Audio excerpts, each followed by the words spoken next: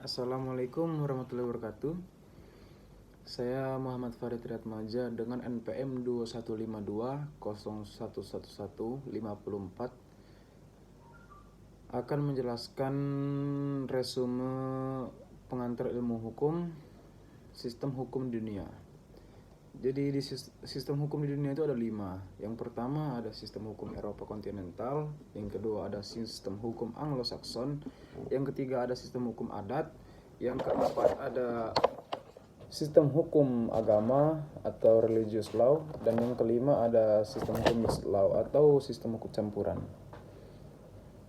Ya, yang pertama kita akan menjelaskan sistem hukum Eropa kontinental atau civil law. Sistem hukum Eropa kontinental ini berasal dari kodifikasi hukum yang berlaku di Kekaisaran Romawi pada masa pemerintahan Kaisar Justinianus. Prinsip utamanya bahwa hukum itu memperoleh kekuatan mengikat karena berupa peraturan yang berbentuk undang-undang yang tersusun secara sistematis dalam kodifikasi.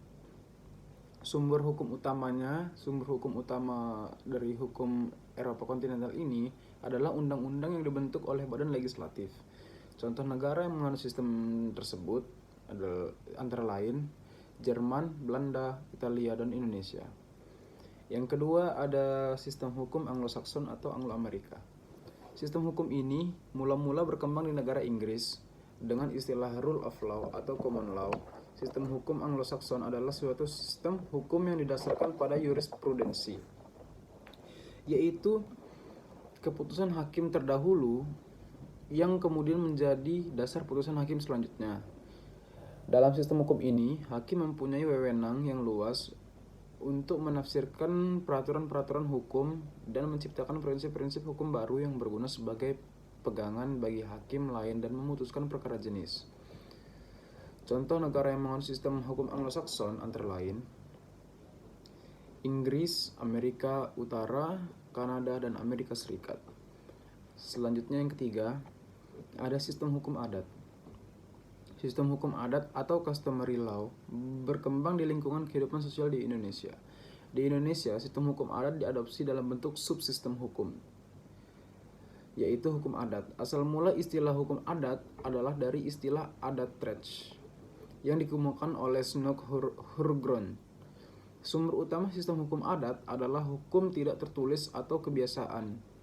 Sifat hukum adat adalah tradisional dan berpangkal pada kehendak nenek moyang.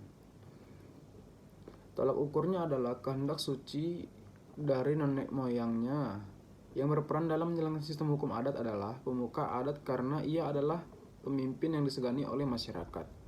Hukum adat juga berkembang di negara Cina, India, Jepang, dan negara lain. Yang selanjutnya ada sistem hukum agama religious law. Yang keempat ini, sistem hukum agama adalah sistem hukum yang diatur berdasarkan kitab suci dan kepercayaan agama. Terdapat 2 sistem hukum agama yang ada di dunia, yaitu sistem hukum Islam dan sistem hukum kanonik. Tentunya di sini akan membahas tentang sistem hukum Islam. Sistem hukum Islam berasal dari Arab, kemudian berkembang ke negara Asia, Afrika, Eropa, Amerika, secara individual maupun secara kelompok. Sistem hukum Islam bersumber pada, yang pertama ada Al-Quran, merupakan kitab suci agama Islam. Yang kedua Sunnah, merupakan cerita atau cara hidup para nabi. Yang ketiga ada Ijma, merupakan kesepakatan para ulama besar. Yang keempat ada Qiyas, merupakan analogi dalam mencari sebanyak mungkin persamaan antara 2 kejadian. Selanjutnya berikut beberapa ciri khas sistem hukum Islam yang membedakan dengan sistem hukum lain, yakni yang pertama, sistem hukum Islam itu bersumber pada wahyu Allah atau juga Al-Quran, Sunnah Rasul, dan ijtihad.